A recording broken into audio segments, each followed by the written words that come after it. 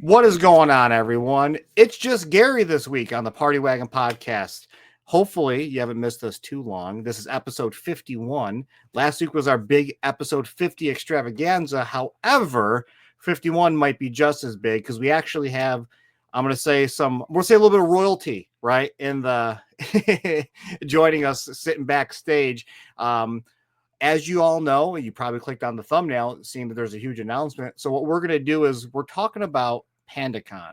PandaCon seems to be the biggest announcement. Everybody's been freaking out over it here at the Haulathon under NECA.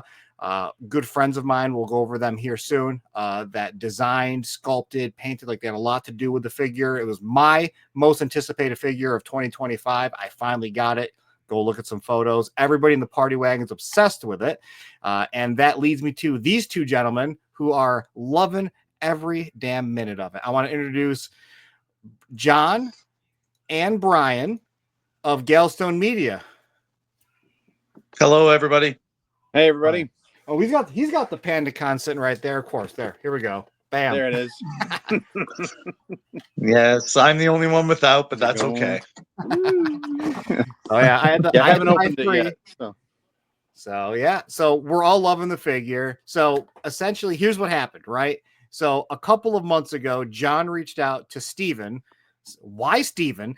So reached out to Steve and was like, hey, we want to do the podcast with you guys. We love what you do. And Steven's like, hey, they want to do this. And I'm like, of course we're going to do this. And I've been busy as hell. So we've been trying to figure out when we're going to do this. John and I were supposed to do this in January. Oh boy. So we did not make that work. But here we are. I think this is the best time to do it because as you saw by the thumbnail, we've been working behind the scenes diligently on doing a collection of clothing items, shoes, accessories, the whole 9 yards with PandaCon, and the figure just came out. So it's like the perfect time. So what we're going to do today, we're going to chat with Brian and John. I'm going to spitball some questions, see, what kind of answers, what we can squeeze out of you, some behind the scenes. And then we're also going to show you what the hell Bull Airs has been doing. If you're watching this as soon as it goes up, which I'm going to do it when we're done recording tonight on Friday, you're going to get the first look of the collection. Sundays when we're going to officially show it off to the public. If you're not watching this, then you don't know what the hell I'm talking about, right? So you'll be seeing it Sunday, but we'll be showing some of that stuff off, and we'll talk a little bit about the creative process and the back and forth and just really how excited we are. So first things first, I'll start with Brian because Brian and I don't talk that much. John and I are talking daily. Brian, how did you get roped into PandaCon? How to get roped into PandaCon? Well, I mean, John and I have been working on things for ages. We've had all sorts of different irons in the fire. We have Action Mice and basically the whole Anthroverse that we've been working on. And then PandaCon basically just kind of the opportunity just dropped in our laps. And we jumped on it. We both had the figure when we were kids and knew exactly who he was. And, if I go hunting through the back here, I can probably find the old one somewhere, but along with Usagi as well. But it's been quite a little roller coaster ride, meeting, Dave and Nancy and, becoming friends with them and learning more about PandaCon than I ever knew and what the whole history was behind it.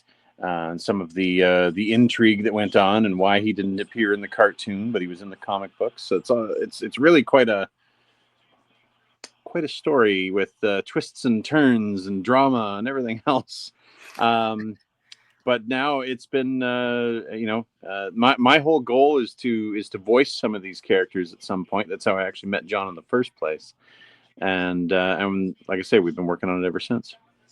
That's awesome. I love to hear it. And I know John and I have talked if we ever get a chance to join the Anthroverse. Brendan, our shipping and semi-customer service guy over at Bull Airs, has always done voiceovers, and he's just like, if we ever get Tommy Toro in anything, is I'm voicing it, and that's his big thing. So I don't know, maybe you'll make it someday. Yeah, that's it. John, I never rule anything out. Yeah. I was gonna say. So you were saying, Gary, sorry. Oh no, it's good. It's fine. I was saying, Brian kind of touched on how you guys kind of jumped on the opportunity, and you both had the figures right growing up. Did you ever read the comics? Like, have you were up to speed before you got your hands on the property, or? I have the 5 issues, the original issues that Dave and Monica did. And yeah, when we acquired the rights, we knew right off the bat that there was going to be a significant level of changing. So as I say, the Chronicles of PandaCon is what we're doing today is inspired by what they did before. One of the things that we did on purpose, because we believe that those original comic books should continue and should be out there, and Dave and Monica should continue to get praise for what they did. They are continuing. So they are currently right now they're recoloring with Mickey Clausen all of the original 5 issues, and they're doing the first one. I know for sure they did in a Kickstarter. I think they did the second one in Kickstarter too. Not sure how they're doing the third, fourth, and fifth, but it's happening. The third one, Mickey said, I think he's like within the last page of that issue to be fit to have it done and ready to go. Like anything, anytime you see a black and white comic book and then you see it years later colored, it is almost like a brand new entity.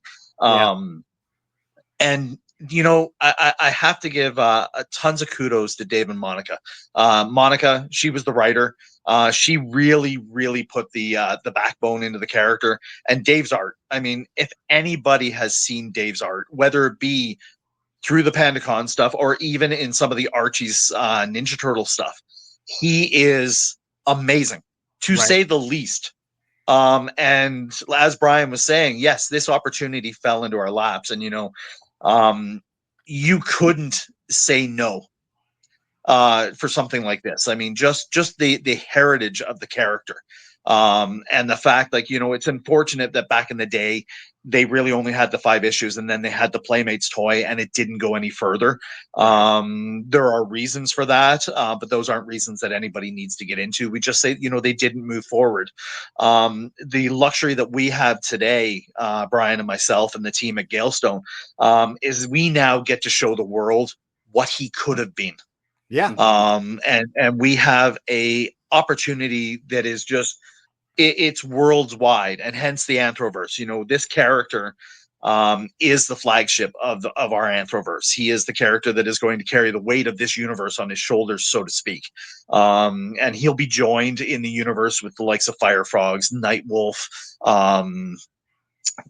Titanimals, and the newest edition, which was co-created by Brian, myself, and Peter, who has been doing a lot of work for PandaCon, which is Cosmic Dog. Action Mice is still out there, and we have tons of plans for Action Mice, and of course we're never going to let that property go. And we'll see what happens over the next little while with that. But yeah, it was a no-brainer. I think I said to Brian a little while ago, and I was talking to somebody else, I bought PandaCon when I was 19 in my local Toys R Us. And if I could go back today and see that 19-year-old and say, hey, at some point down the road, you're going to own this character, I wouldn't have believed myself. Not even for a second. And just to be here today. Yeah. It is wild. We've talked about this, you and I personally. Just kind of like where life can take you and these random things. And in my personal opinion, we've talked about it a lot, and I do a lot of live streams every week at Bull Airs. And like, I don't know really a better word to put it, specifically because I'm agnostic, but like the word blessed gets thrown around a lot. I don't believe in luck. I don't believe in lucky. I believe that, you gotta have the right attitude to really put yourself in the right position. It's not always random. It's not always luck. You got to really find yourself in the right position and play your cards right, really be smart about it. And, you guys would have never have thought that. For me, as I've joked, I'm coming from being a corporate shill for Microsoft to being a designer who, I'm not even joking, gets messages from Joey Fatone from NSYNC inviting us to go to Broadway, like last night at 11 o'clock. And I'm just like, what is this life? It's just fun. And it's like, and it's crazy. And I'm going to say, we'll fanboy out just a little bit. I don't think that this couldn't have fallen in any better hands. And I'm not trying to suck it up, but like talking to John for the past like 5 months and just like you throwing so much stuff at me and you're like, yo, check this out. And you're just showing me sketch art and showing me like these characters that no one knows about yet in the PandaCon universe. And I'm almost like, yes. Partially has me like wanting to hit up Trevor and be like, hey, man, Trevor of NECA, and be like, yo, let's just get the sideline out. Yeah, you know right. I mean, how do we put these into like the Ninja Turtles universe or like a separate, property, that really fills out the whole thing? Because, personally, we got this first figure and he's awesome. But I don't know if you've shown it yet, but I've seen him in other armor, and I need that. Like, we got Usagi in multiple outfits. We got the comic one, we've got the standard one, we got 2 different like samurai ones with a new one, Stan Sakai one coming out. Like, and I bought every goddamn one. So I always. Well, you know what I'll say is I showed you the samurai armor. That piece of art was done by Peter, which is the gentleman that co-created Cosmic Dogs with us.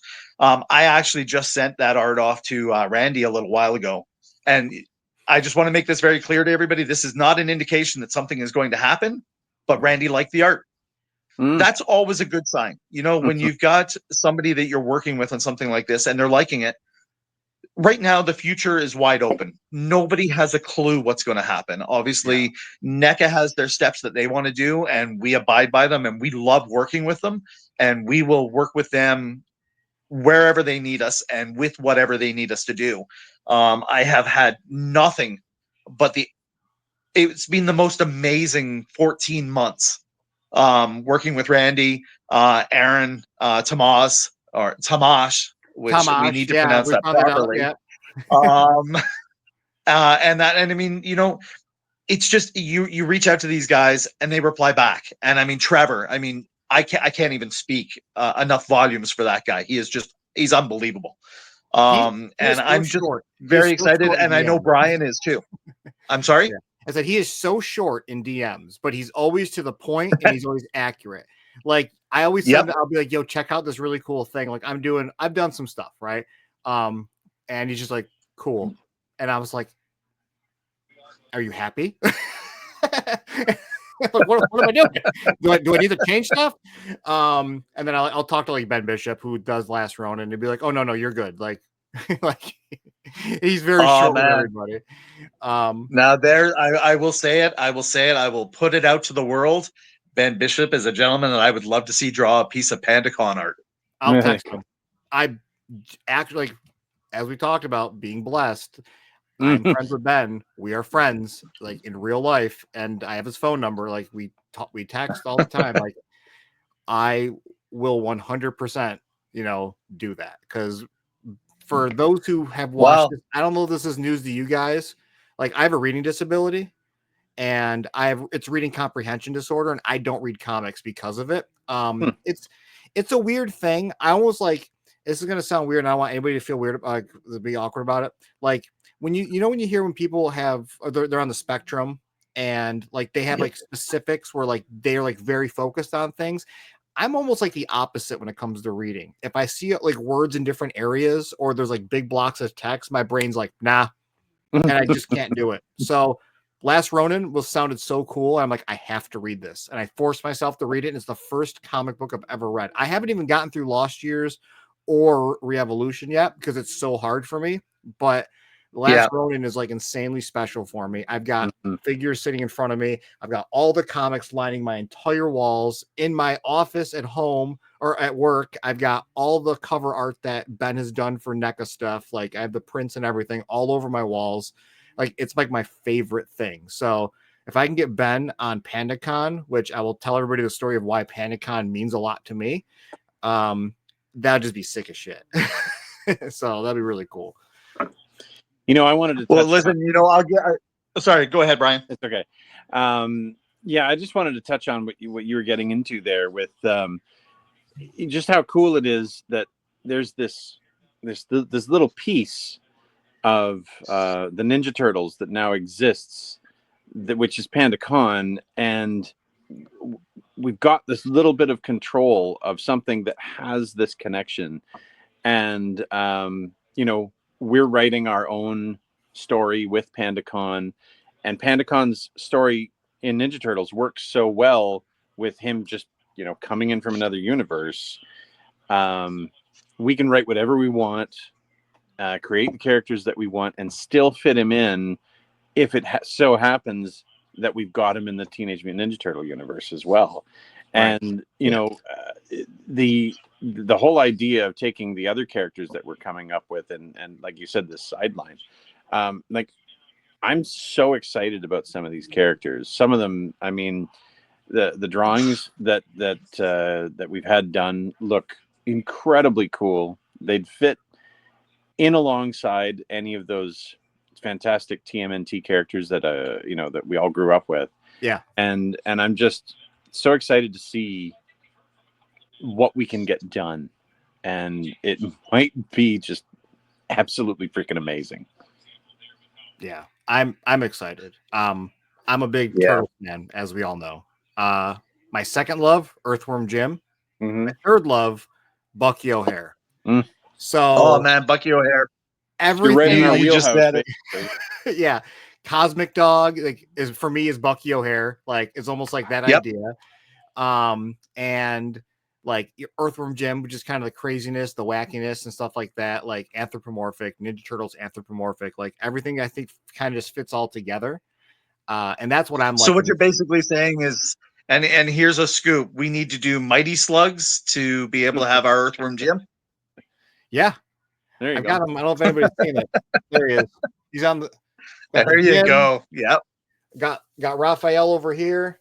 Do the terrifying tapeworms or something. I got there you go. Blinky from Bucky O'Hare. Like Blinky's my favorite. Like all my tattoos are like things of my childhood. I got Link from Zelda on the back. Where's PandaCon going? Yeah. I mean, honestly. Honestly, I was talking to my friend Allie. I've known her for years. She got into tattooing and then she moved to Texas. But I was like, hey, let me know when you're up here next. I want to get a tattoo from you because she's just incredible. And but I'm like, I don't know what I want to get. So because I just haven't gotten tattooed in so long. So I was like, I have no idea. Honestly, like this might be it. I might do some cool PandaCon art, to be completely honest. Because it's going on my legs. All my legs are my legs are color.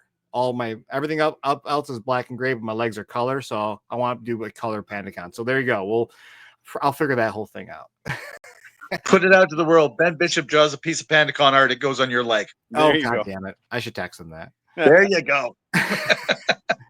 I wanted Last Ronin art, but I don't know. Like, yeah, I've got there's this beautiful art that Ben did of spoiler to anybody, issue 2. Where Raphael gets killed, and it's just them holding, and it's just he's being held up, in the red moon. I think it's them pulling him out of the water, and there's the red moon or red sun in the back that they do. And and it's one of my favorite pieces of art. I just don't know how it translate over to tattoo, but it might be PandaCon. Yeah. PandaCon's pretty sick, to be honest. Hey, we would be honored if you did. So. I know Brian doesn't, but John, did I ever tell you why PandaCon is like something I like love? Honestly, I don't remember if you did. We've had so many conversations. You might have told me 10 times for all I know. So growing up, I don't know if I've told this story before. Growing up, I was adopted, but not too crazy. Adopted by my grandparents, and thankfully, my grandparents were very wealthy. Weren't rich, lived in like a shitty ass city, but like they were well off. And where I'm going is I was spoiled as hell. Only child growing up with your grandparents, bought me everything I wanted. And I mean everything. But they never bought me a goddamn PandaCon figure. Ever. I had every Ninja Turtle figure up until 93, 94 when Power Rangers took off. And then I was like, Power Rangers, hell yeah. Never had a PandaCon, but my best friend RJ had a PandaCon, and I wanted it so bad, and he would never trade me for it ever. So I never had one growing up. So, I was collecting Ninja Turtles, as my whole domain is, and I ran out of NECA stuff. So like 2 years ago, I started doing vintage. And one of the first vintage figures I grabbed was PandaCon. But this PandaCon came from one of my best friends. His name is Chris Towning. And I met Chris Towning in the Ninja Turtles community during COVID. And what we really bonded over was he was the guitar player of one of my favorite bands, Bury Your Dead. And I never knew it. So we're just talking one day and he goes, what do you do for work? I'm like, yeah, I work for Microsoft. And what do you do? He goes, oh, I'm a guitar player for Bury Your Dead. And I'm like, excuse me? So became like one of my best friends. We talk almost every day. He lives in Australia now with his wife, who's Australian. But he sent me a box to get me started on my vintage, and this is one of the first ones I got in my box. So like, nice. PandaCon means a shit ton to me because I never had it and I always wanted it. And when I did finally get it, it came from one of my like lifelong, like one of my best friends. You know, we call it ride or die friends.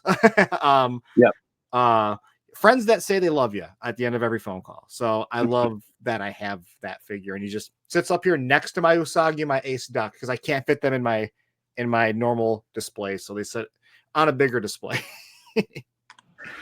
So, and see, it's funny, like, you know, a story like that is really at the grassroots of exactly what this stuff is to all of us. Yeah, really. All of our stories will be different, but there is an element that holds us. And both Brian and I, again, it was PandaCon. I mean, yes, we loved Mikey, we loved all the rest of them, but PandaCon, because he was so uniquely different. Same with Usagi. Like, I absolutely love that character as well. One of my goals, and I'm hoping it's going to happen at some point, is having an opportunity to talk to Stan. You know, I think PandaCon is perfectly made to have a mini series with that character. Yeah. Absolutely. And at the same time, having a chance to speak with Kevin Eastman, because again, you know, we wouldn't be where we are right now if it wasn't for them. They are the giants that like, we're walking on the shoulders of giants. And I couldn't be more honored to be just like have just the smallest piece of the landscape with having PandaCon and being part of that. And Dave and Monica, I'm going to go back to them again. They are those giants as well, because again, the same thing. If they hadn't have created that Chronicles of PandaCon, we wouldn't have been where we are now. Yeah, and Playmates. I mean, Playmates is Playmates. Yeah, and like me personally, like no disrespect to the comics, but for me personally, you know, our generation, because I'm a little bit younger. Like I'm gonna be 38 in a month, but like, you know, my generation was like was the Ninja Turtle generation. And this and Playmates doing this, like I guarantee that if you go to anybody that is my age that knows anything about PandaCon from the Playmates days, 90% of them have no idea there's a comic book. Mm-hmm. Yeah. And my that's from our generation. Side note, like that's a good opportunity to now introduce it, because now that's going to be successful. Now you made a statement. So with Kevin and stuff like that, have you spoken to Kevin about any of this? Have you had the opportunity or anything? No, I've tried to reach out. Same with Mr. Sagai, and just, I mean, I know they're busy, and I know they usually don't reach back via social media. And I'm not a big fan for reaching out that way, because I don't want them to think, you know, it's a fanboy just saying something. Yeah. So I'm looking for other channels. Social media is very powerful. That's how we've been getting a lot of clients. There's no question about that. Yeah. But I mean, it's a little different if we've got this sitting beside us when we're talking to them. But yeah. Yes, I should have brought mine down. No, that's okay. I've done some favors for you already. Let's keep those favors going. I'll let Kevin know. So we'll figure it out. Well, I mean, you know something, I have to say it here because now I actually have you live. My comment to you about the pup the other night, that pup's got to be a wandering Ronin in the PandaCon cartoon when it happens. Oh my God. So I told April this. This is going to be a crazy, like, I have so much shit to talk about that it's like, it's going to be the Gary show because there's so much stuff, right? So as you know, we lost Tali. One of our bulldogs to cancer about a little over a month ago. Still hurts. Insane. It's crazy. But April and I have been talking, and we're gonna rescue. There's this local place. It's actually halfway between you and us. It's called the Cleft Rescue Unit, and what they do is they rescue puppies that have cleft palates or big heads, or there's issues with them. So whatever. So we don't have the ability to foster, you know, an 8 or 9-year-old. Our house is, you know, without sounding like an asshole, like we have, our things are too nice that we try to do that. We can't risk it, unfortunately, as much as we would love to. So like, the closest we can get, we're going to rescue a puppy that, you know, was literally going to be given up for death. So like, that's how we're doing regardless. So April and I are driving the other day, and she's like, and what she does is like, I don't know any names. And she comes up with kind of boring names. And with Tali, that's how we got her, is like, we're not getting a dog. Well, I'll let you name it. I'm like, cool. We're going to name it Tali Zora from the video game Mass Effect.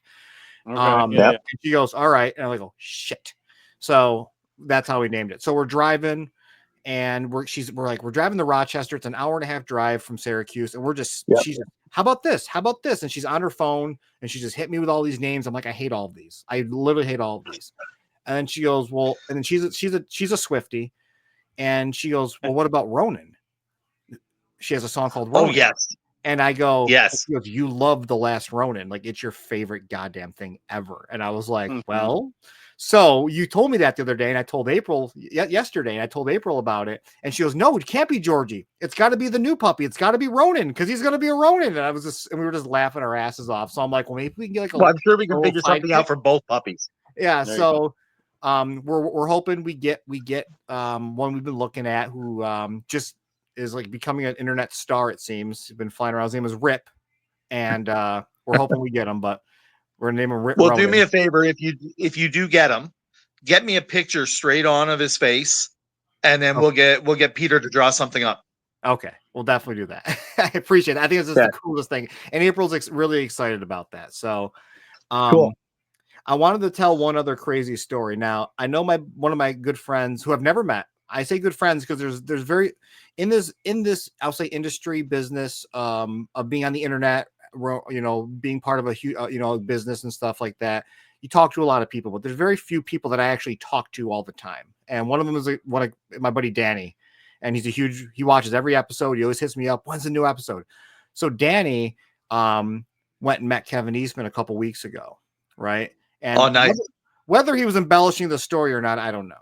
And so for me, I feel like I'm always kind of like the annoying guy. Like I see Kevin all the time, Kevin Eastman at conventions, and I'm like, hey Kevin, what's up, dude? And we'll get photos or whatever, and that's it. I don't feel like I'm friends with Kevin, right? Like Steve, Jim Lawson, you know, all those guys. Like we talk all the time. Like we're friends. And Kevin is like, I feel like Kevin's like up here. So anyway, Danny's telling me, he goes, yeah, I went and met Kevin. It was awesome. He was so excited. We're playing Fortnite. We're on Xbox. He shoot the shit with me. And he's like, yeah, he said, you know, my friend Gary, you know, big in the Turtles, got me in the Turtles again or something like that. And Kevin goes, oh, Gary Dolan. And he goes, yeah. And he told me that. And I'm like, wait, Kevin like knows me. So like, you know, I talked to Fiona, who like runs, you know, his business stuff. I talk to Fiona a lot, but like, I don't really see myself on the same level as like saying friends. I'll say acquaintances. And I told April that the other day, and April doesn't give a shit about Ninja Turtles.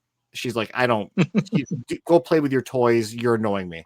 And I told her that the other day, and she's just like, really? Like, that's really cool. Like, she was actually excited about it because it's like a dream come true for me. So I was like, no way. Like, he actually knows who I am. I'm just not some annoying ass fan that like just happens to talk to him all the time that gives him free shoes.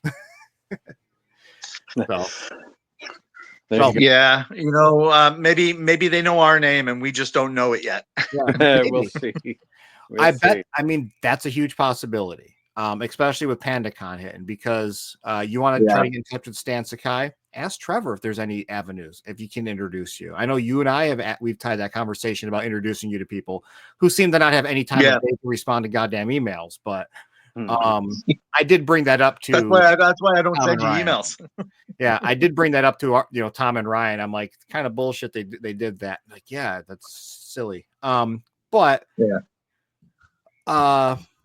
let's I want to talk a little bit about just a little bit, because I don't want to hold you guys up too long. And then, you know, this thumbnail says announcement. We got to show people what the hell what's been cooking on top of this. It's like, this is right here is like, this is the quarter, the year of PandaCon's like triumphant return. Yes. He's back. I don't know who had more of a process or who had more interaction, but like with working with NECA, working with Trevor and Aaron and all of them, what was the process like? Was there a lot of different designs that we're never going to see that they kind of came out with? I saw the drawings from Aaron, but were there different character designs, different figure designs that were either prototyped or sculpted that we're never going to see? What was that like? So I'll speak to this only because, and not that it was a bad thing, but Brian really didn't have much interaction with it. I was dealing with Randy most of the time. Yeah. And really it was a back and forth. They knew what I wanted. They had done some internal work for art. And Randy knew specifically what I was looking for. They knew what they needed for the character. So he took both elements of what they needed, what I was asking for. And in the end, I think they did 3, 4, or 5. I don't know the exact number of different artists' interpretations. I know some were too close to the original Playmates, and then others were. And then we got Aaron, and Aaron did what he did. I know Aaron did a version. I think you would have seen it in the art that he put out. That very much looks like what Pandacon looked like in the original comic books. Right. But we didn't want to do that. We wanted to obviously kind of throw a homage to the Playmates toy, while at the same time being something brand new. So really, they did what they did in-house. I didn't need to see all that because I knew Randy could find the right avenue to go. Once Aaron's stuff started honing in on what the specific wants were, that's when I started to see stuff. And yeah, that's what it was. And I'll tell you, dealing with Randy, it was fantastic. I mean, Randy was, you send him an email or you send him a message, whether it be Facebook Messenger or text, he'd get back to you really quick. He's busy, and I know he's busy. But guy. again, the same with you and Tom. I mean, a lot of concerts. Yeah. You and Tom are the same. Like, I mean, if we reach out to you, you guys reach back as quick as possible, which we love. We're big about communication. We're big about keeping those avenues open, because we're big about collaboration. Like we don't think that the way we're saying it is the way it has to be, because we might find something working with that other partnership that's going to be that much better. Hence where we landed on PandaCon. Yeah. I mean, when you look at that character, you look at the figure. The funny thing about it, and I will say it, it's not a negative to NECA. It's actually a huge pat in the back. When I saw original early sculpt work of it, no way did I think it was as big as it is. Yeah. And I think a lot of people are saying that now, that they did not have a clue that it was going to be as big as it is until you get that box. Yeah. And all of a sudden it's like, oh my God, this is like 3 pounds of plastic. Yeah. I don't know how they did it. I'll be honest with you. So I played with it in San Diego, and I know you were jealous because I'm like, I got hands-on it like early San Diego. Yeah. And I don't know if I broke the news, but no one knew about this with the replay with the I know. I was, oh my God, so good. And I saw it. And I was like, and I know how NECA's pricing works. I talked to Blaine a lot. We talk about like ultimate accessories and the different sculpted items that are in there, and like what you look at, right? And you look at what NECA's history looks like, and you've got like Genghis, you've got Napoleon. I was like, is it the Colossal Frog? Is it Genghis or Napoleon? One of those. And he was $50. And then you're looking at like General Zod. He was $50.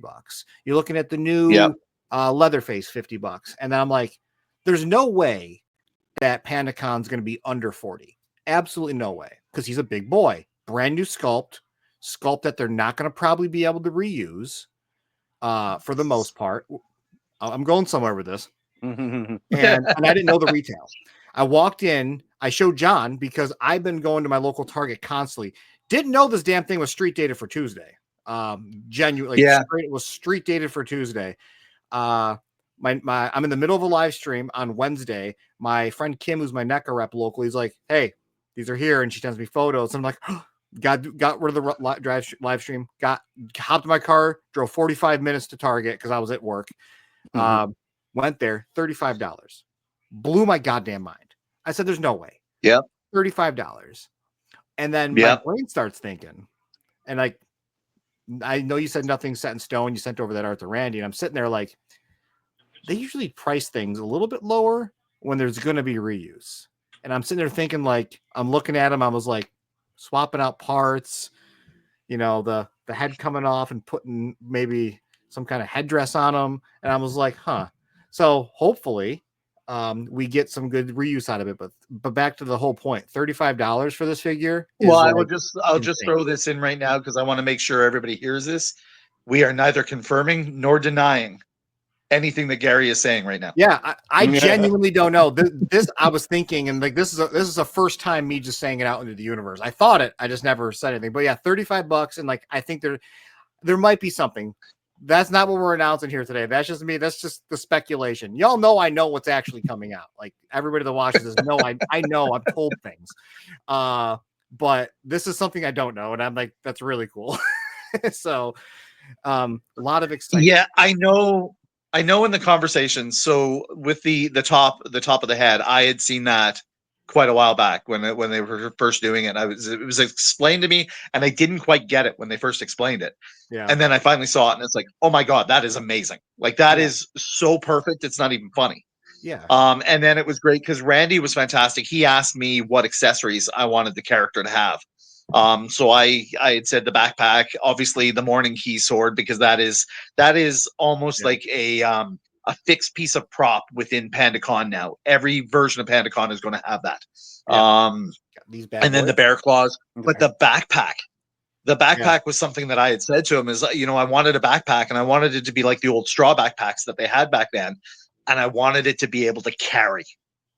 Because how many times do we have figures and we have all these pieces and they're sitting at their feet? Yeah, no, Yep. exactly. I wanted- I still haven't put mine away since the review, so they're all sitting in front of me. Yeah, like it's awesome. And like I'm just thinking about, like, I'm looking at the box because, you know, thank you, Brian, for having that up because that's perfect. It's like as I keep watching, I'm looking at it, right? And right now I'm a big gamer. I've been playing Assassin's Creed Shadows, and it's, you know, it's in Japan. Yeah, it's in Japan. And one of the characters is a samurai, right? And my favorite thing is I like dressing my characters up and looking cool as shit. I don't care like how they don't need to have the craziest armor. They can just be like, there's like aesthetics I like. And I'm looking at like the drawing. I'm looking at the pose on the box. And I'm like, man, if we can get like a wandering Ronin PandaCon where he's got like not a lot of armor on, maybe like a cowl or soft goods that, you know, like, you know, that goes around. Like, I'm just really like, all the sky's the limit. I'm going to be telling Trevor all this stuff, and I'll be like, yo, you got to do all this stuff, by the way, because we need more PandaCons. We have so many Usagis. We need more PandaCons. We couldn't agree more. Yeah. We're all in. But you know, the great thing with PandaCon, and you know, I'm going to throw it out here because I actually had a couple of people question me over the last few days. PandaCon is a panda bear. Panda bears are usually associated with China. He's a samurai, which is usually associated with Japan. PandaCon's world that he lives in is called Wukong. Wukong is essentially a hybrid fusion of Chinese, Japanese culture with a steampunk element. Yeah. Just make it easy. Yeah. It was, I texted you yesterday because we were still updating our visuals on our updating stuff. And I was like, because Tom asked me, Tom's like, hey, where's PandaCon's origin? Because we don't want to be disrespectful, because he was going to put like a rising sun on something possibly. And we had no idea. And I was like, well, Khan is Mongolian. And Brendan is like, he's the guy that knows a lot of that stuff because he's like, that's kind of like his thing. And I was like, Brendan, I said, samurais are Japanese, pandas are Chinese, and Khan's Mongolian, right? And he goes, yeah. Why? And I was like, God damn it. Like, I don't know what we can, like, how do we use this thing together?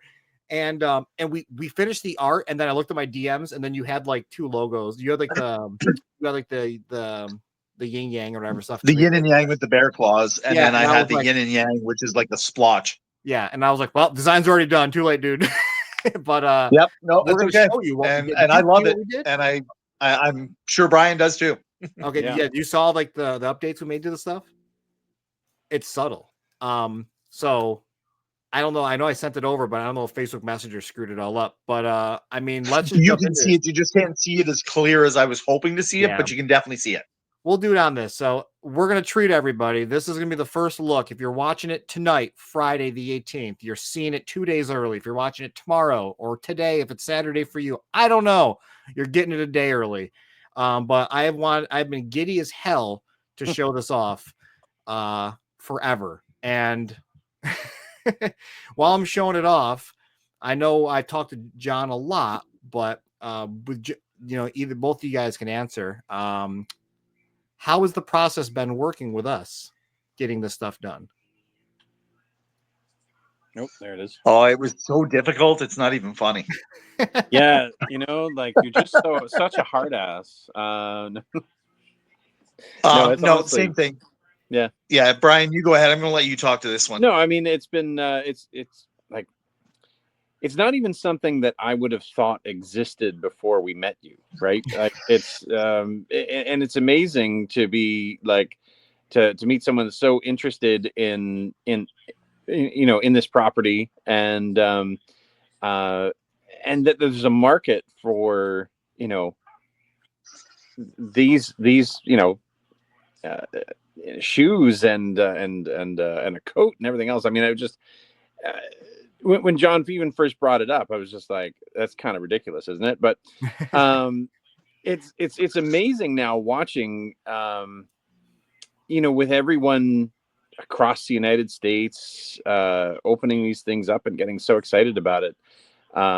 Just the PandaCon toys, and now seeing that that this exists.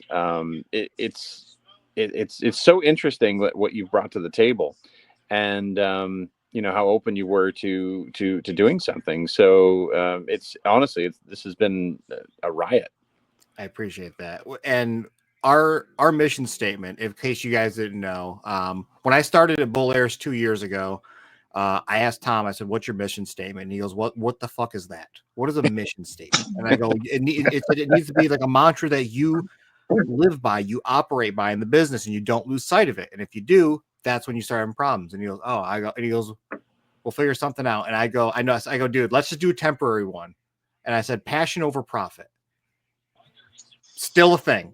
Passion over profits. That's it. That's our situation. So whenever anything is designed, the designs are solely, not a single design has ever been done that's done. And he goes, Gary, you think this will sell? No. He will say, Gary, how cool is this? Right. How sick would this look? I want this. Yeah. Those are the three. Those are the Toms. Like, it's like we have the Marty McFly theme jacket because he wanted a good one. He wanted a real leather, well-fitting Marty McFly jacket. So we did our own. We wanted bull mags, or mags that you could wear and not be up your whole shin, and it like actually like looks cool. We designed our own, fully tooled, whole 9 yards, and everybody loved it. When it came to PandaCon, it was like 10:30 on a goddamn Monday, and I was like, John, do you have any idea what I do? And he's like, no. I'm like, I do clothing. Let me show you some things. I think I showed you like Biker Mice from Mars, Ultraman, maybe. I sent a couple of things your way, and you're like, yeah, let's do it. Yeah. 2 days later, I showed you the shoe, and you're like, that's it. You're like, that's it was like, it was funny because you had sent me the shoe, and I immediately sent it over to Brian. And Brian, I don't want to paraphrase you, but I think you just went, wow. No, I think I said, what the fuck is that? That's what it was. Yes, that was. I knew it began with a W. Yeah. Yeah. But yeah, and then it was just one of those things that we looked at it for a few minutes, and right away we knew that was it. It was like, yeah, this is just too cool. Yeah. And I think you got a reply from us probably faster than a half an hour. And it was like, yeah, we're done. Good. That's good to go. That's it. Print it. Yeah. So that's the final. Hence the fact, Brian, we've become the best company that Bull Airs likes to work with because we're the easiest to work with. Right. There you go. Every company, that's my opinion. Every company but like one or two have been easy to work with, and you are the easiest of the easy because you're just like, no, don't change this. You don't do all of that bullshit. You're just like, that's it. That's perfect. And then we'll change it a little bit. Be like, that's even better. Do it. So yeah, because the original one of these had an accessory of the straw hat on the back of it, and you're like, I'm not doing that. I'm like, okay, that's fine.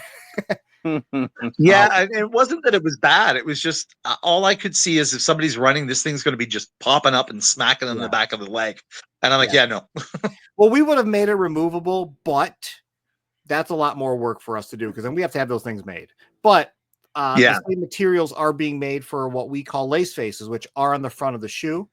They are like a malleable, rubbery plastic style of lace strap. You can lace your laces right through them, and as you can see here, that's the packaging. That's the final. Thankfully, we were able to utilize the beautiful art that you guys have, and the sculpt of Tomasz and design of Aaron, and who else was the original artist that you've shown me? Well, there was Terry Pallett and Peter Vermanning. Yep.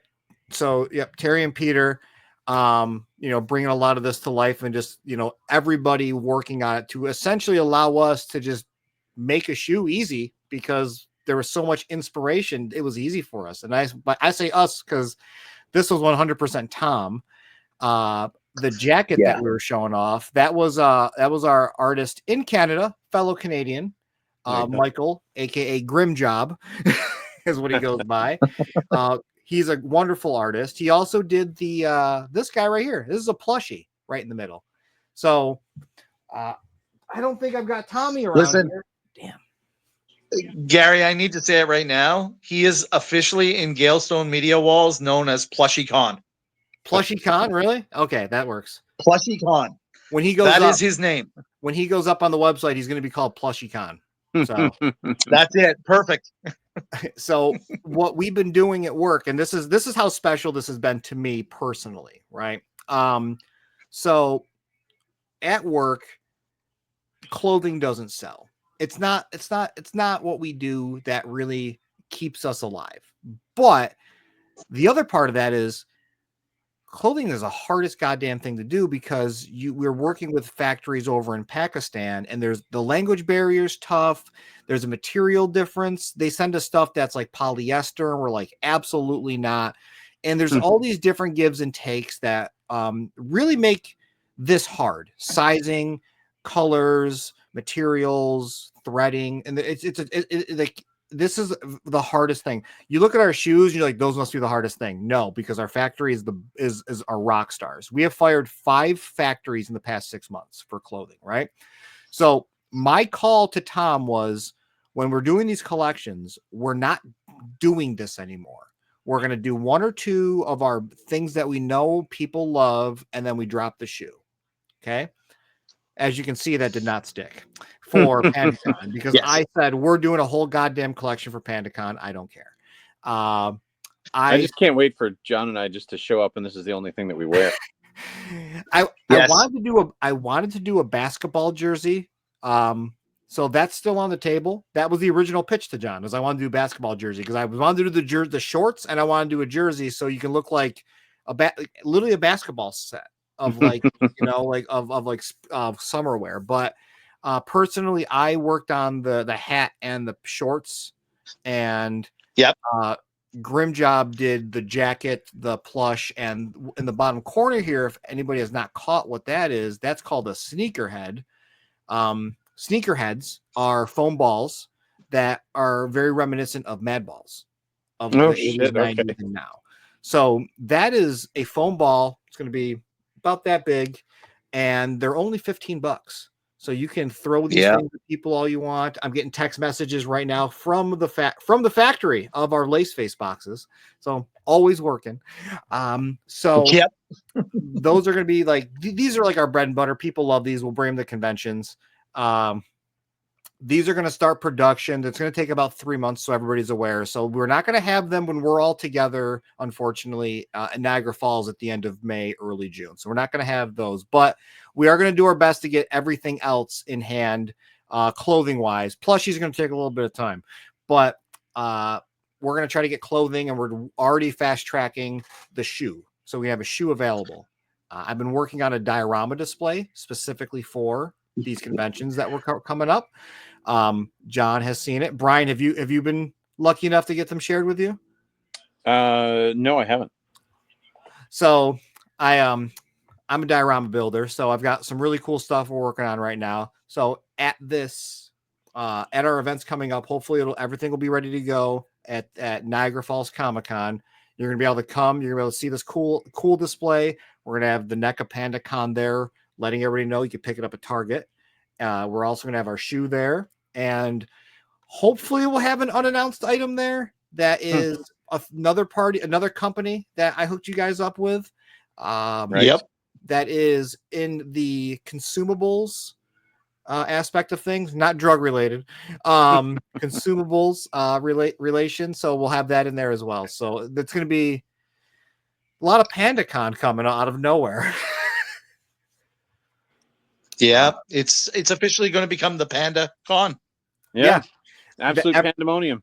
Yeah, every time I'm talking about PandaCon, everybody thinks that it's a convention full of pandas, and they're like, Right. CON, and it's the Panda, funniest thing.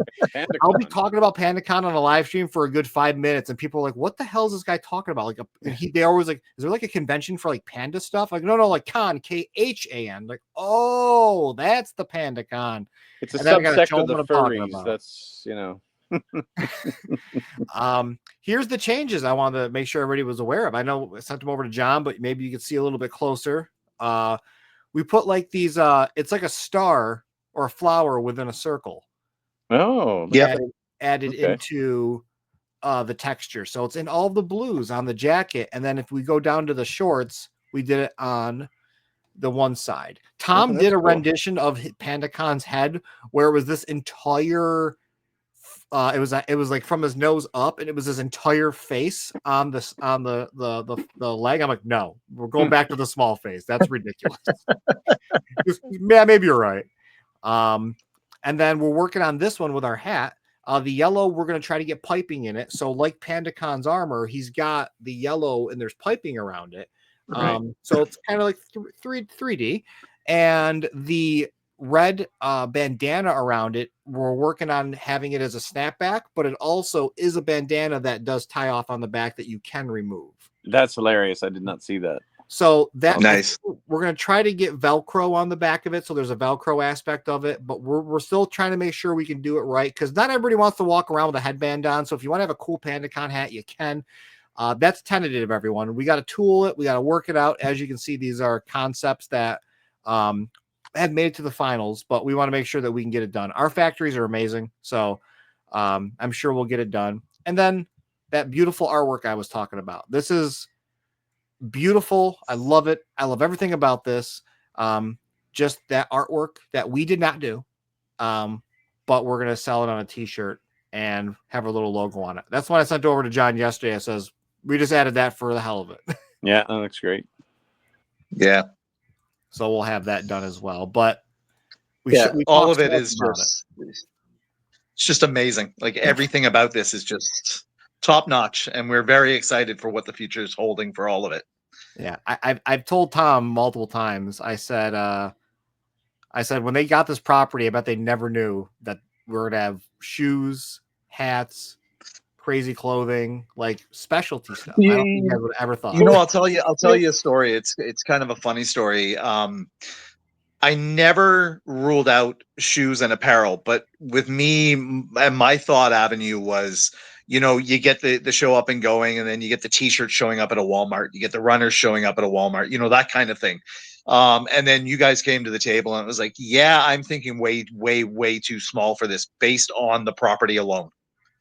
And then, yeah, it was just, this was the right avenue to go. And this is the beginning of it. Who knows if this goes well, who knows what's next? Yeah, absolutely. Because I mean, when we first got PandaCon, it was something where, you know, yes, I recognized it, but I'm like, well, does anybody even remember PandaCon? So, you know, having this much attention to it already is, I mean, it's mind blowing. It to find that PandaCon has this robust fan base that I never even realized was there is so gratifying to see. Yeah, it's insane. And as we talked about, like, you guys are in the group. You see what's being posted. You see people sharing their gets and their hauls and their finds, and you never know what's going to be the banger. And Yeah.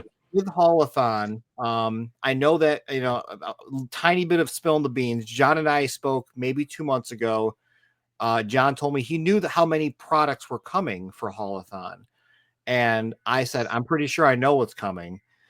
And because I had a lot of it. And I was like, I'm thinking, like, is it going to get drowned out by all the stuff coming? Because you've got like $700-800 worth of product coming, and then you've got PandaCon.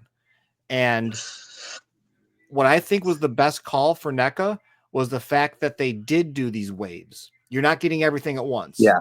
Every week you're getting 3 or 4 figures, or, you know, whatever they're doing. And everybody was really excited about that the Shredder remake. But he wasn't a new character. He was just a new sculpt. We were always used to Shredder.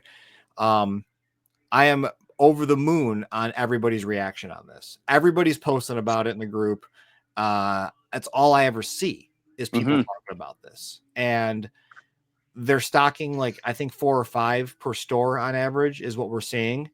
And we'll know in a couple days if they're flying off the shelf. They're selling, but we're gonna find out if it's gonna be that hard one to get. Well, it's clear they're selling. I mean, we're seeing people. I had one person reach out to me, and he had got one on a Wednesday night. Was it? I believe it was last Wednesday. No, the week before. And he went back the next day. They had 8 in that store, and the next morning they were gone. Isn't that wild? So we as a company, like as Gaelstone, we knew the character was popular. We knew that he had the history and all of that. But like anything, there's always that chance that, you know, it doesn't work, or, you know, it's not people aren't wanting it as much as you hope.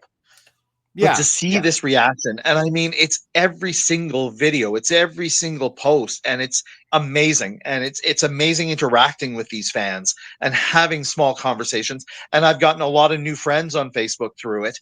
And I'm hoping I'm going to get them hooked up with Brian too, because we as a company, we are very open. We love talking with the fans. We love sharing what we're doing. I mean, obviously, there's going to be things that we can't talk about until officially announced and stuff like that. But we're there. We don't want to be one of those closed off companies that's just, oh, well, you know, it's out there, go enjoy it, and there you go. I want to hear from everybody. I want to see those videos, because unfortunately up here in Canada, we don't have targets. So we don't have the hunt. It's tough. I know. So I want to see those I take care of you guys all the time. All my Canadian friends. I'm the hunter for everybody. Well, I've already asked you to hunt for something for me. So yeah. I looked today. They had the Fast and the Furious. They had all these stupid, like, pop culture cars. Didn't have the G.I. Joe one. I looked. I don't even know if it's officially out yet. I think it is, but I'm not 100% sure. Yeah, they had 6 pegs full of those new branded ones. Not a single one of G.I. Joe. So I don't know. But there was one peg where there was a lot missing. So someone might have came in and gotten them. I just decided to look this up. I think this is a good sign. eBay sold prices in USD. Yeah. So these are people that are buying them right now. That is how you know there's hype. $60, $54, $56. You're getting $20 almost over MSRP. $68 people are paying for this. Yeah. $70 almost with tax. And they're not even just that's not just listing them, that's actually selling too. These are sold. These are people buying them right now. Like, these are all selling. Yeah. $70. It's crazy. You know, like it's very surreal as a company to sit back and see this and go, wow, we're attached to that, and this is amazing. So yes, again, I'm just going to put it out here because I'm sure a ton of people in the group are going to watch this. People, reach out to us. We would love to answer any of your questions. We are very open. We're excited as much as the fans are about this, and we want to hear your stories. And like I said, we want to see the videos of your hunts, and it's just an exciting time. More valuable than an unpunched vintage PandaCon. That's hilarious. So, you know, but yeah, I just thought about looking that up, and I was like, that's crazy how much those are going for. I mean, we got April here for 60, but regardless, like, You saw it. Everybody saw it. You saw how many. Dude, people were wait until the Bull Air stuff comes out, and then all of it's going to go up again in value, and then wait until the next one comes out, and it's going to go up again, and then who knows what's after that? Who knows? Yeah, this person couldn't even wait. Photo from the car from the parking lot. Oh Jesus! I hate these. We hate these kinds of people that are like could not. That's a person that only goes to try to make money off stuff, which I do not like. I do not like flippers. Like that is why the party wagon became a thing. Yeah. We are very, very much against scalpers. I see it. I've seen it over the years, having been years in retail. Brian was years in retail as well, and retailers take the wind out from the kids' sales. Kids can't afford it now, and that's what this is about. And I think that's why, though I can't speak for NECA, but I think that's why NECA put the price down lower. It was because we hopefully want kids to get these. We want more people to be able to get a hold of them. Yeah, I agree. I mean, they're adult collectibles, but a lot of adults buy them for their kids. And NECA is known for being more of something you don't play with a lot. But as a toy photographer, I run these things through the ringer, and like the quality has gotten much better. Playing with PandaCon quite a bit, doing some photos. He's been fine. Like he's going to withstand the test of time with kids. He's been cooperative as a model, has he? What was that? He's been cooperative as a model. Yeah, he's been pretty good. Not a prima donna, prima panda. He just needs a little direction every once in a while. Yeah, he doesn't like to get into any like crazy poses, but he's a pretty solid guy. Unlike this premium DNA figure that broke out of the box, his arm snapped right off. So that's in Battletoads. Well, you were so convinced, and I'll say it. I'll say it here. There was a post on the Party Wagon, and I feel sorry for the young guy. He got one, and the leg came off. Now I believe the right leg. Based on what I've heard, it's been fixed. But I don't know. He reached out to me, and I did tell him, if you can't fix it, obviously contact NECA customer service. I know the people out there, they're throwing their arms in the air because customer service is customer service. At the end of the day, unfortunately, we can't do anything to fix it, but we want to make sure that he gets it done. And I'd love to hear more from him. I'd love to know if he got it fixed or if something is being done to get it fixed for him. Yeah. There's a high probability. A lot of times with these, they want you to bring it back to Target. Target will replace it. Yeah. Hopefully, I think he said he planned on doing that. I don't know. I would like to see if that person followed up, if they got that done. But I did see that. Yeah, it was the right leg that wouldn't stand the ball peg. It was it was crazy. Yeah. So, and he knew what he was doing. It just might have been a bad mold. Gary, since we're showing off the shoe here, I'm just curious, are you going to message the thing that we're going to be including in the first 25? Hint. I don't know yet. Tom and I haven't fully figured that part out yet. Good. Well, we won't say anything right now, but there's enough hype to get people excited. Yeah.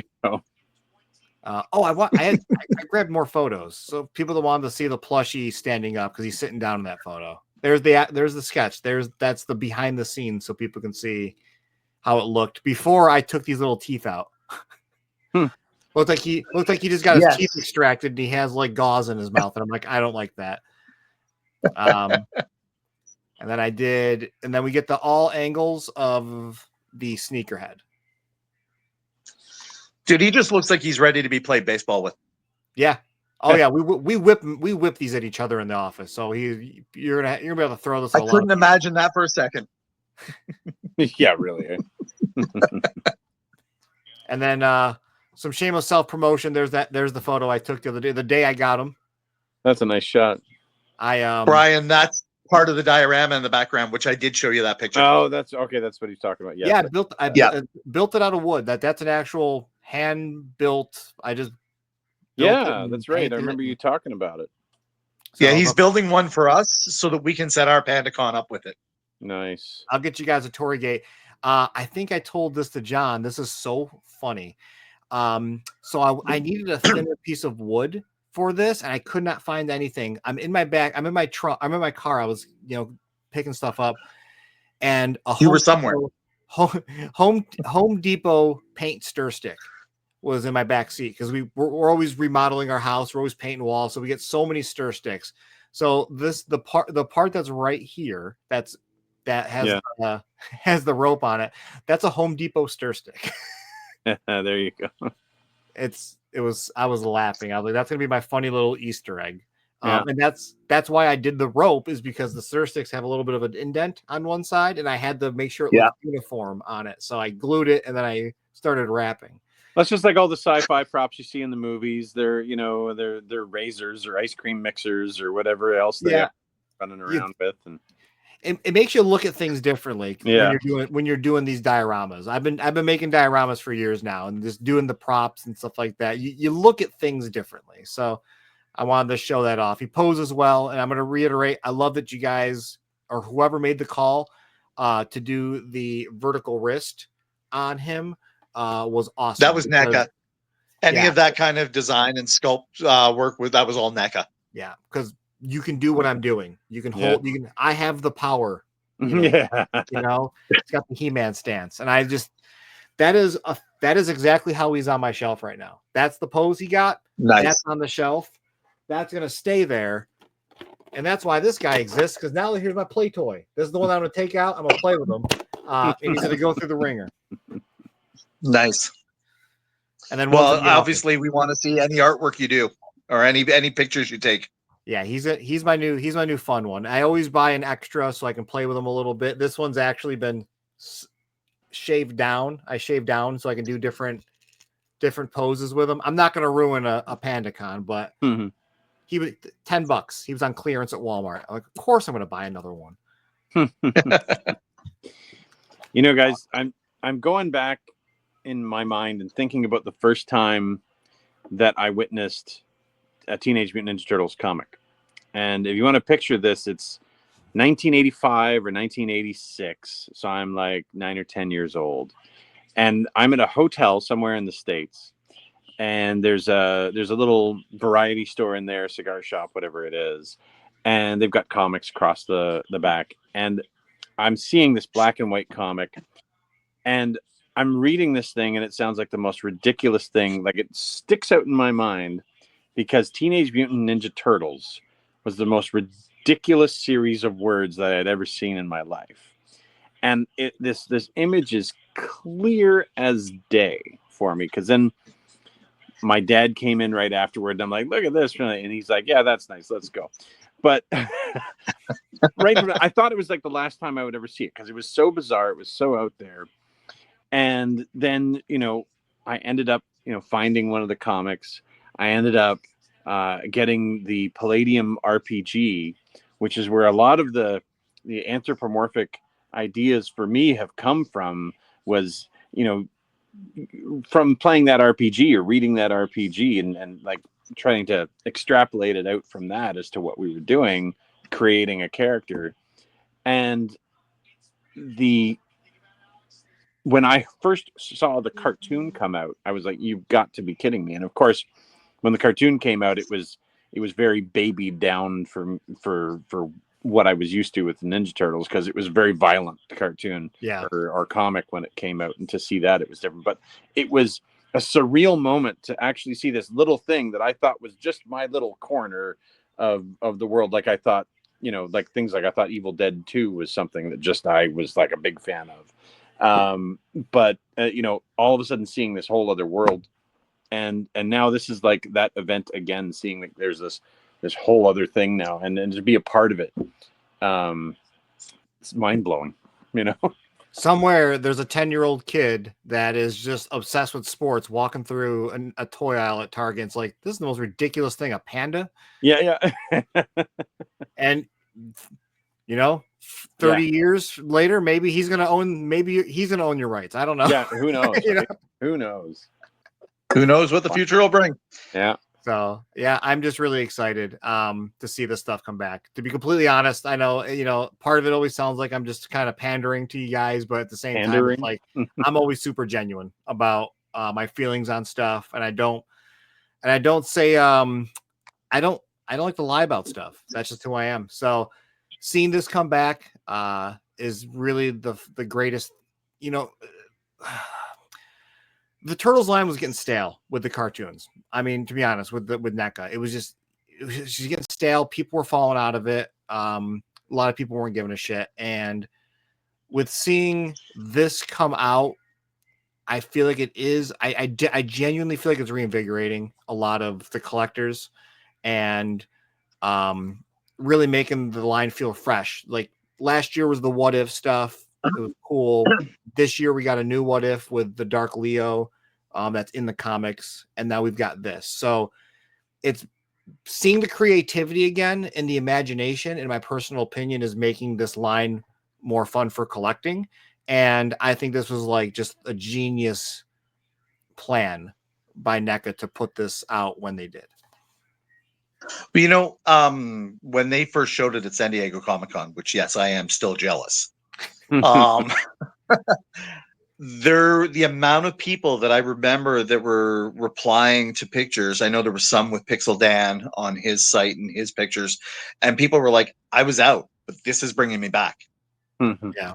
Like, that is mind blowing. That is completely one of those things that you step back and go, oh, wait a minute. I'm attached to that. That's good. That's amazing. And, we're glad as a company, of course, as creators, we're over the moon when we hear that people have been brought back.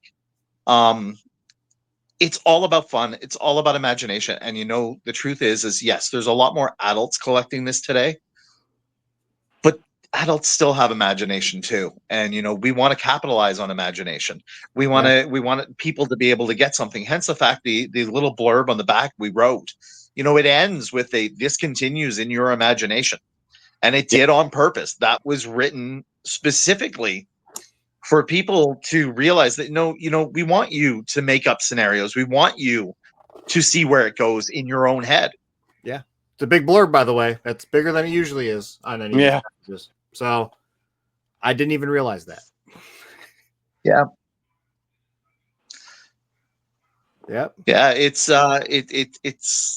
said it over and over. It's surreal. It's amazing working with you guys. It's amazing working with NECA. A couple of other things that we have coming down the pipeline. It's going to be it's going to be fantastic. And we just want the fans along for the ride. And we, like I said, we're very open to fans. Reach out to us. Don't even think twice. We are on Instagram. We haven't really done much. We're not. Social media is big, and social media really has been a push behind PandaCon. But I haven't really done it much outside of the Facebook element of it. But we're going to be doing that. You're going to see a lot of change happening with Gaelstone over the next little bit. We've just recently updated our logo. We're updating our business plans moving forward. It's just going to be a lot more fun. It's going to be a lot more imagination. It's going to be a lot more fan involvement. And if you can imagine, I know a guy that does social media stuff. I know everybody. So I'm going to start. We're actually about to start using them next month. So need anything, we're here to help. So see, this is the whole networking thing. People, if you're out there and you're doubting it, if networking works, Brian and I can attest to the fact that it absolutely works. Yeah. And like it or hate it with Facebook, the way it's being run, politics aside, like this relationship happened because of Facebook. Because of the Party Wagon. Like, it's straight up happy. You just randomly joined the Party Wagon one day and messaged Steven. So, even though Steven couldn't be here, he's the one that, kind of streamlined a lot of this for us to do this. And it's just kind of crazy, just the way networking works. So absolutely. I think you guys will be delighted to hear as we wrap this up. When people see Ninja Turtles, they see Usagi Yojimbo. I'm going to go ahead and say that more than half, probably more than 70%, see Usagi as a Ninja Turtles character before they see him as a comic book by Stan Sakai. Yeah. You're doing this with PandaCon. So when you look at these franchises outside of Turtles that are within Turtles, I can promise you that everyone will agree with me out, in the fandom. Like Turtles, Usagi, PandaCon, they are all together. It's not just this outside guy. So he is part of the universe, and I can't wait to see you guys embrace more of that. I know there's Yep. stuff. I know there's stuff, and Yeah. I'm so excited. And I hope that we get to see more. Yeah, anybody watching this that's a fan, we would love to be able to tell you some of the things that are going to happen, and we will soon. But just promise it's going to be really cool. Yeah, just keep watching. I've only heard. I haven't seen. It's okay. I haven't seen either, and I've heard too. Yeah. I mean, that's where we're at. So, Brian, John, thank you again so much. As you can see with John, Gaelstone Media is the business that Brian and John own. You're going to see him bring it up every goddamn time PandaCon shows up. That's the best way that you can get that brand out there. They've got a lot of cool stuff going on outside of PandaCon. So hopefully this brings you into their universe, their Anthroverse. I'm particularly excited about Cosmo Dog, Cosmic Dog, Cosmic Dog, Cosmic Dog. Okay. Yeah, he's not Cosmo's on. Yeah, Cosmo's like Marvel. Is the dog from Guardians of the Galaxy. But anyway, Right. Cosmic Dog. Yeah. I'm really excited about that. Honestly, gives me Bucky O'Hare vibes, and I'm all in on that. I don't know the age range. Oh, for that, dude, dog would be hyped. let me quickly explain it. Cosmic Dog is literally our Buck Rogers meets Flash Gordon. It is very pulpy 50s kind of feel to it. It's going to be a blast. Yeah. Yep. I feel that. I see it. I see it in the art you've shared with me. So there's more coming from PandaCon, in media, in hopefully figures as we discussed, and the other characters. God damn it, Trevor, if you watch this, do them, please. There's so much fun in those other characters. I would love to see one of them. You think PandaCon is big? Wait till you see. Yes, that's what I'm saying. There's a big one, and hell yeah. Yeah. Yeah. Brian, go ahead and say it. It's our villain. Go ahead and you can say his name. Oh, I was gonna go with Iron Trunk. That's what I was. She'll be big too, but I think Overlord Chujin's going to be the bigger of them. Chujin, and if you think PandaCon's big, he's small compared to our bad guy. Yeah, Iron Trunk, who I was thinking about. Yeah.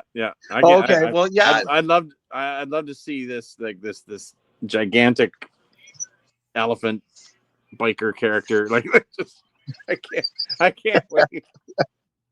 I need to see some artwork with this one because I mean it's my favorite thing so far. So, Gary, I'm just going to say one last thing. If anybody that's watching would like to follow on Instagram, it is at Panda_con_official. Yep. And we would love to have you over there. And we're really going to start putting out the social media stuff soon. Yep. If it's not up in the description by the time this is posted, it will be posted at some point. But you just heard John. Just if you type in PandaCon, it's also going to pop up pretty easily. That's how I found it.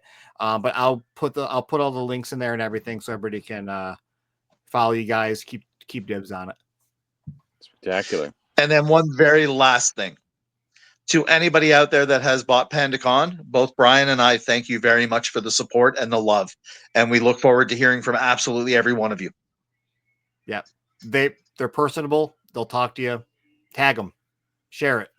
Get this more on the absolutely. Forefront. I mean, it's already on the forefront. Put it even further on the forefront of all of our pages. So I appreciate y'all genuinely from the bottom of my heart. Thank you so much. Maybe we'll do this again in the future when something else drops. We'll show it off. We don't know. Wave 2. Sure, we're happy to be involved with anything. Yeah, maybe we'll do some. If the drop goes well with Bull Airs, you'll see some more clothing and stuff. So we'll see what we can do. So thank you all as always for joining, watching it, sticking out with us. Hour and 18 minutes. Hell yeah. We'll talk to everybody soon. Take care. I just have to figure out how to. Bye, everyone. Thank you. Bye.